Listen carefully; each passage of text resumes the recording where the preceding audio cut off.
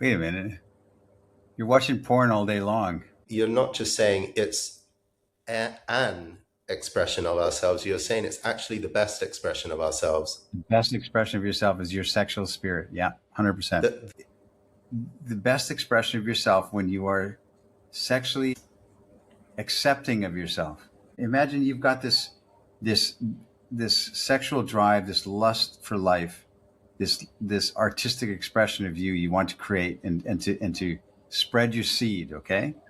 And you suppress it and put it in the corner, say that's not good, and you become this shell of a man that is now taking the woman or the grandma across the street and doing these things for your community and donating to the food bank, and you're doing all these things. You're the shell of a man doing that. You're not. It doesn't have the full force of of your your God-given vibrancy. It doesn't have it. so I thought it would be helpful. I mean, it's always wanted by our viewers and listeners to go further into the topic of sexual lower moving energy and how a man can unrepress or unsuppress his own expression Oh, in this way. And I thought it might be interesting to hear from you some of the stories. I mean, you've known a number of men over the year. I mean, a massive amount of men who have been on some kind of journey of becoming, right? Becoming more of their own selves in relation to women, particularly with the erotic desire stuff. Can you give a few examples of what you've seen about how it tends to unfold for a man to go from, a presence that's repressed or suppressed or held back or afraid of how he will land to finding a more whole expression? well, I think you said at the beginning of the last podcast that there's men that are trying to uncover or discover or recover their sexual energy. And how do I get more sexual energy? And I'm thinking, wait a minute, you're watching porn all day long, you know, like you have some, it's there in you. It's in your spirit, in your heart. And I think we have it, excuse me, we have it innate in us. We have this great desire, this great horny desire, which is a good thing. But it's a suppression of it that is really the issue, I guess. We're the shame around it, the trying to tamp it down and keep it in the corner in a coffee can because it's not good. And society says, shame on you. And women say, don't look at me like that. And we bury it since we're young boys. We're taught to suppress it. So my whole spirit, my whole belief is that that is the best expression of ourselves, our sexual energy. And guys say, well, I need, how do I get more sexual energy? Well, you're watching porn all day, so I want to repeat that. It felt like I just cut you off, but that's remarkable. You're not just saying it's an expression of ourselves. You're saying it's actually the best expression of ourselves. the best expression of yourself is your sexual spirit. Yeah, 100%. The best.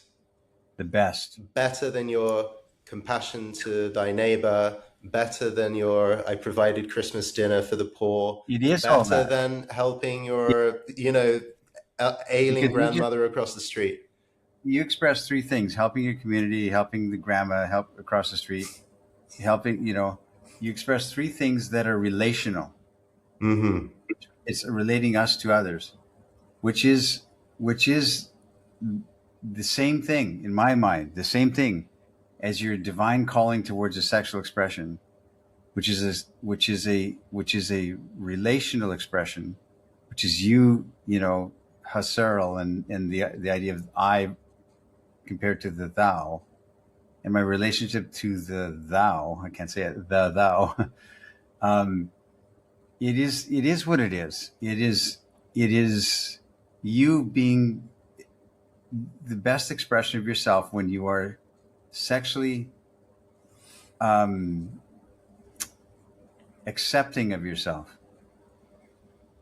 Because imagine you've got this this sexual drive, this lust for life, this artistic expression of you want to create and to spread your seed, okay? And you suppress it and put it in the corner, say that's not good, and you become this shell of a man that is now taking the woman or the grandma across the street and doing these things for your community and donating to the food bank, and you're doing all these things. You're the shell of a man doing that. You're not. It doesn't have the full force of your of your of your God-given vibrancy. It doesn't have it. So going back to the first question I asked, how have you seen men go from the side of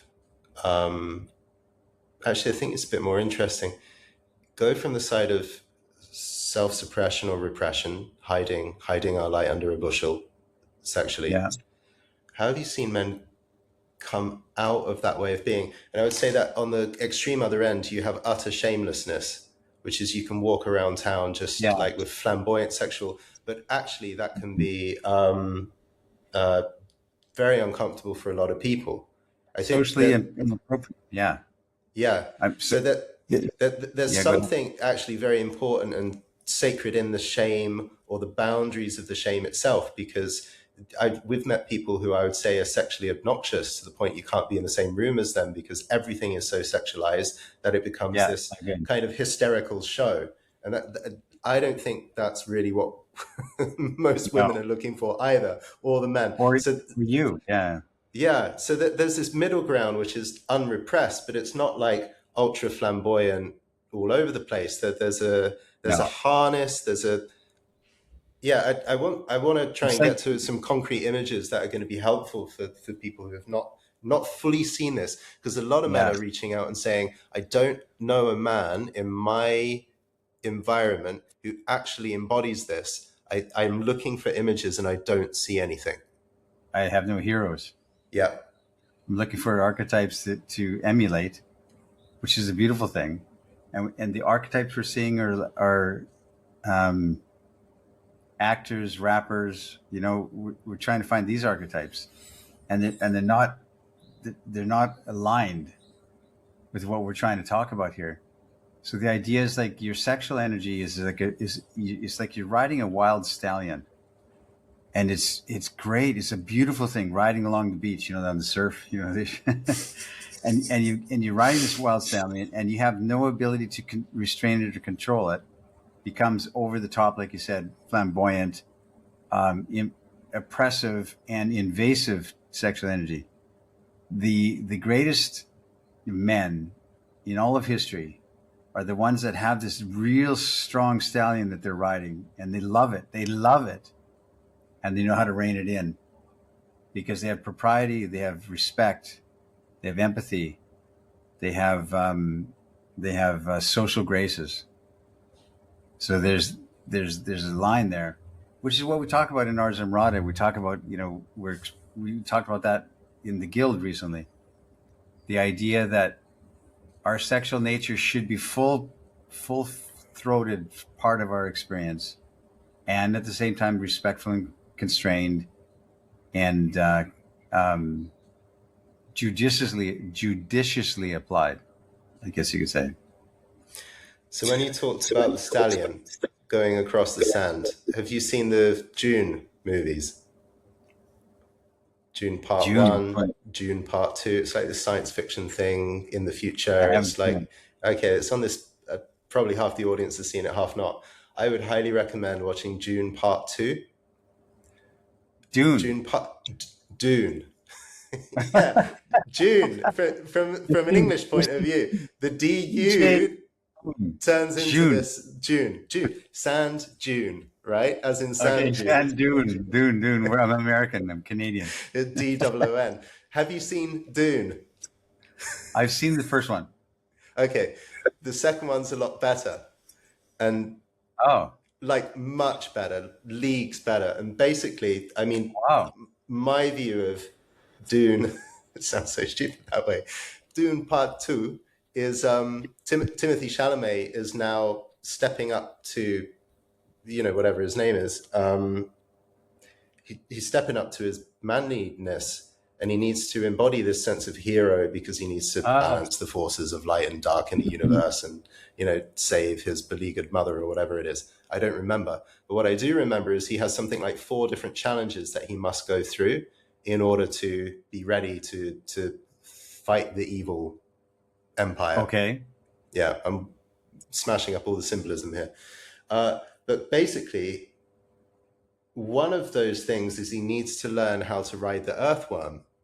And if you remember the earthworms, everyone's on this sandy planet, and the earthworm starts trembling, and everyone's like, oh my God, we've got 2 minutes to get off this planet. Otherwise, the earthworm is going to shudder, leap out of the dune, and eat everybody alive. And then we're all going to be dead because the sandworms run this planet, and only the most wizened people can actually survive in relationship with a. So it's just very funny in part 2 where he literally, it's like straddle. His thing is he has to climb up on top of one of these worms, straddle it, and learn how to ride the worm such that the worm doesn't consume him and then everybody around him. So it's speaking to like the massive destructiveness that male libido might have, right? And can you actually sit on top of an earthworm and tame it? To the point of, hey, buddy, I'm just going to park you here. Yeah. We need to go and speak to Zendaya. My stallion is his sandworm. Yeah, exactly. In Avatar, it's these winged beasts that they have to sit on and. all the good movies have something, right? I love the enormity though of the sandworm, and just how basically people are saying no one can do this. We've only had 3 people who could ever mount a sandworm and not fall off and get consumed by the full force of their own libido. Wow. Okay. That's why we restrain it and try and keep it buried in the sand, right? That's why we try and ignore it or suppress it or disown it. We disown our sexual nature. We say, no, I'm not like that. Right? Yeah, and I think the real inquiry is you can be sat here nodding along to a podcast like this and say, I love it, Zan, when you say that our sexual self is our best self, because I believe that. But then in practice, you go back to your planet and you're just running from the earthworm. You're stuffing the earthworm away. You'd be terrified actually to mount this thing and see if you can take it for a spin and see what that actually feels like. We talked about this earlier, Jordan. It's like if you are dumping your sexual spirit onto the world, you're like blah, gauche, and no propriety, and no respect, and no social graces around it. It's invasive and it's not welcome and it's not invited. It's you're staring at a woman's boobs, for instance, right? Oh, I'm a sexual guy, so Zan said to be sexual, so but it's an invasive energy, and you should never be invasive. You should never invade space or emotional space, or and so you recognize that you have this incredible stallion you're riding, and you also know how to rein it in. So there's a balance there. Letting it all hang out and be crazy, flamboyantly, as you said, sexual is not welcome because there's social graces, there's social energy around it, But at the same time, it's got to be the vibration of you. And if you hide it inside yourself and put it to the side, and then you're expressing yourself to the world, as I said earlier, you're a shell of a man. You do you go on a date, and you're on a date as a shell. You say the right things, but they don't land with impact or import because it's not you're hiding away, you're shunting aside your sexual nature, and so you're just saying the words, going through the patterns and the rhythms that you think work, and they don't have any impact or relevance to her because there's no sexual nature that is the driving force behind it all. It's just emptiness. That's why opening lines, for instance, guys say, well, I say the same lines as you, Zan. I say this and this and this. and it gets a different response because it doesn't have that driving force, the life-giving force beneath it. It's and conviction. It's just repeating the words. I say the same thing you say, and it falls flat because you're a shell, and everything Mm-hmm. that has any vitality in you has been pushed off to the side because you're afraid to show it, because you're afraid to be offensive, and you're afraid to show the real you. So So there's something really important in here that I want to spell out so people can get if they haven't got it already. In those words, be sexual or be more sexual. Zan said to be more sexual. The amount of times I've heard that is astonishing. And then what you can get, it can be very dangerous because men will go out and be sexual, which is performed. They will say the words of being sexual. There'll be a yapping mouth, like saying all kinds of bold and yeah, outrageous things that isn't aligned with something else. And what the alignment is that the fundamentally you're actually straddling this stallion riding down the beach, or you're there riding this earthworm. You want to arrive to a woman that you speak to in the bar and feel the sense that you've got this giant earthworm between your legs that you've straddled like Timothy yeah, Chalamet on June 2, and you're there. So when you speak from that place, it's that your legs are bowed. You feel this enormous thing between you know, that you're sat on. yeah. That there's this tremendous vibration of control, but wildness, and that vibration is your actual body. So Yes, you could almost say, and I think this is visceral enough for people to get. Let's say you're driving down the street on a massive motorbike and it's roaring away in the exhaust, and you stop and you say hello to a few people. It feels very different to feel, I don't know, 500 cc's revving between your legs and say putting. hi than it does to go down the street on an electric e-scooter, right? And then say Yeah, hi everyone.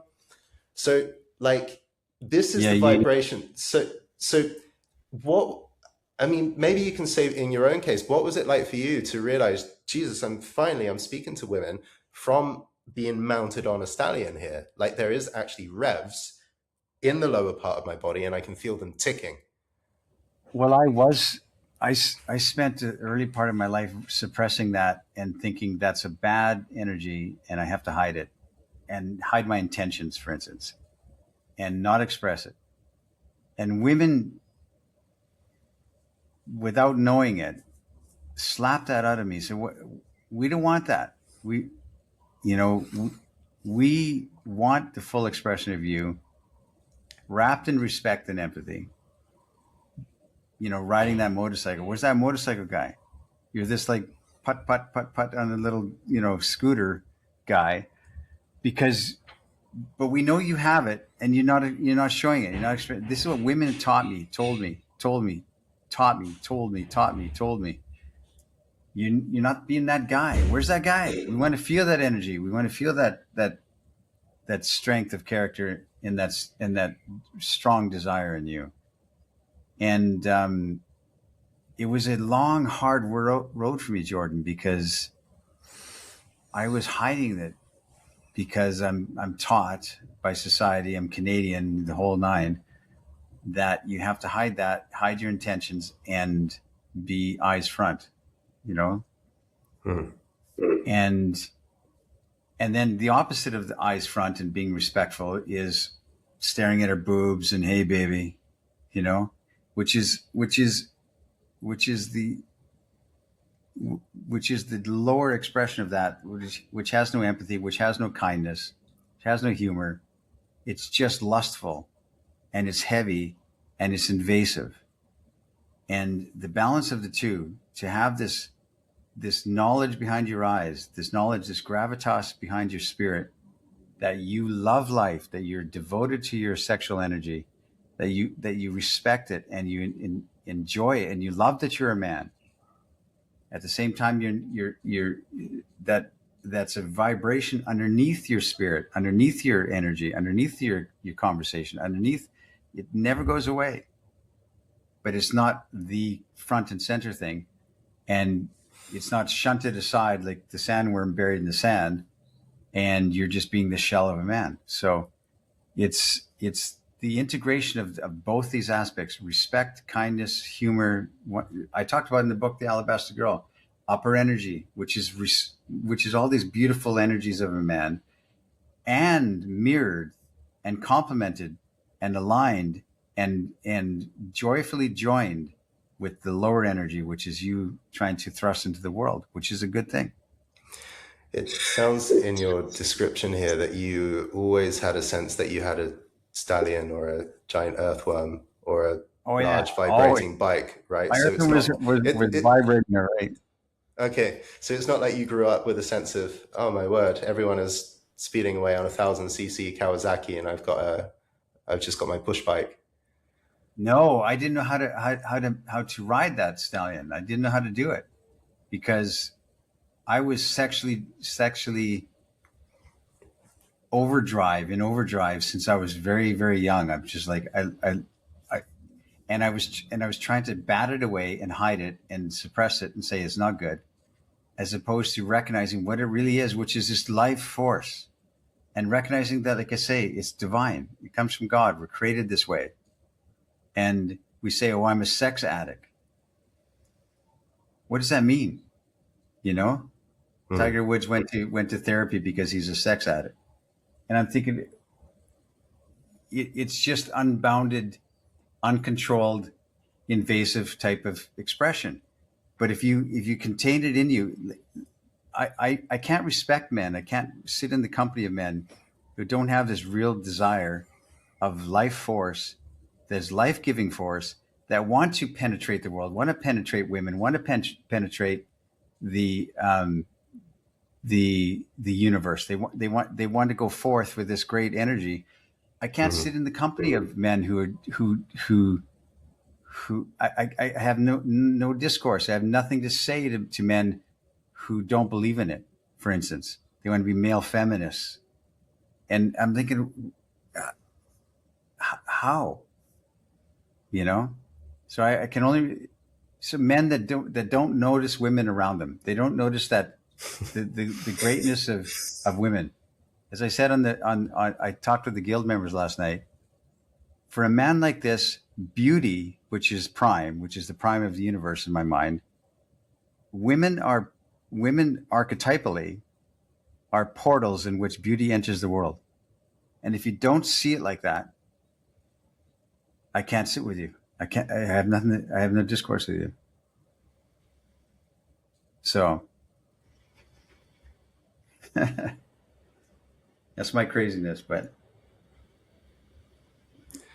Well, we've got some interesting images on the table for the listeners to play around with. The sense of all of us have got an earthworm, we've got a revving engine, we've got some kind of purring beast or stallion within that. hang on, earthworms. Probably we've all felt in our most private moments, right? I find Yeah, there's something there was always something very interesting about maybe taking some kind of medicine, like medicine journey, or even getting really drunk and then coming home, and in that place between the hangover and sleep, of feeling like this just complete horny rage. Like there's something about that hungover, altered state of consciousness, and no one's coming in my room. yeah. It's easy for that vibration to exist there, and then the sense of how can I feel and allow that vibration to slowly seep into my social encounters. So as an example, I give, I'm not, let's say I feel a lot of sexual energy in my life and in my body. It doesn't mean that I'm going to sexualize every conversation, turn everything Of into course, innuendo. Often I do, like these words slip out, right? But as just an expression.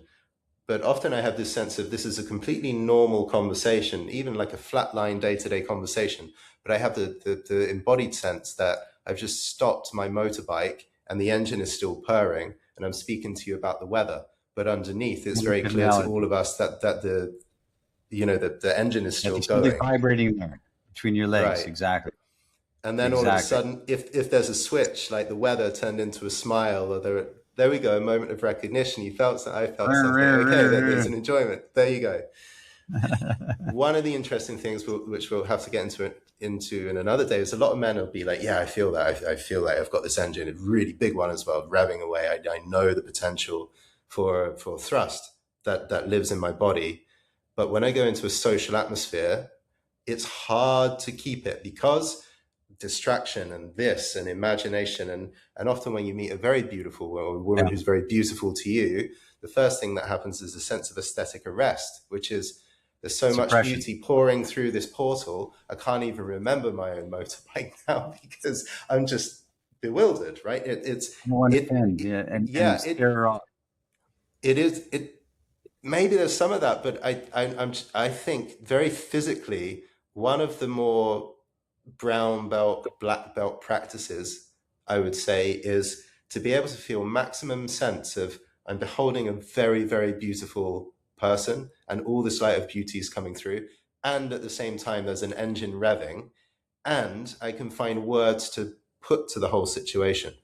This is just like interior gymnastics of the self, which I would say this is a sense of mastery to be able to deal with all that Yeah. maximal beauty from the outside coming in, maximal engine revving coming up and feeling free and unrestricted, and then in the midst of that, being able to remember your name, like what you're trying to invite her to. Yeah, Stumbling on your words. Yeah. That's great. Yeah. interesting stuff. Okay, well, we're diving deeper into this in the April workshop inside the Guild, and would love to have viewers, listeners join us for this exploration. And obviously, feel free to put your comments and your thoughts below, and let us know how all these themes resonate with you. Maybe you have a spirit animal or a intergalactic Well, your spirit zodiac animal is a sign worm, right? firing you up. Yeah.